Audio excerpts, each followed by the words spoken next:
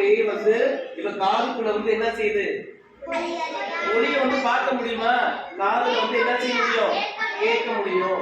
காதுல வந்து என்ன செய்யுது, மியூசிக்கு அழகா காதுல வந்து என்னது அப்படியே ஒவ்வொன்றா அவ காதுல வந்து முடியும். இப்ப வந்து என்னன்னா சவுண்ட் கேட்கல ரைட்டு. இப்ப காதுக்குள்ள என்ன உட்காந்துருக்காங்க, அந்த சவுண்ட் உட்காந்து கேட்டோன்னு என்ன செஞ்சுட்டா, எழுந்துச்சு.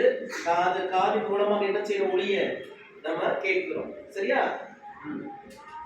அப்புறம் காற்றின் மூலமா, காற்று இல்லைன்னா அந்த ஒளி சத்தம் கேட்குமா நமக்கு, காற்றின் மூலமா தான் ஊடுருவி நம்ம சத்தம் கேட்குது. இப்ப காற்று இல்லாட்டா நம்ம உயிர் வாழ முடியுமா, முடியாது. சரியா? உணவு இல்லாம கூட இருந்துடலாம், காத்து கொஞ்ச நேரம் 5 நிமிஷம் இல்லாட்டினா என்ன செஞ்சிருவோம்.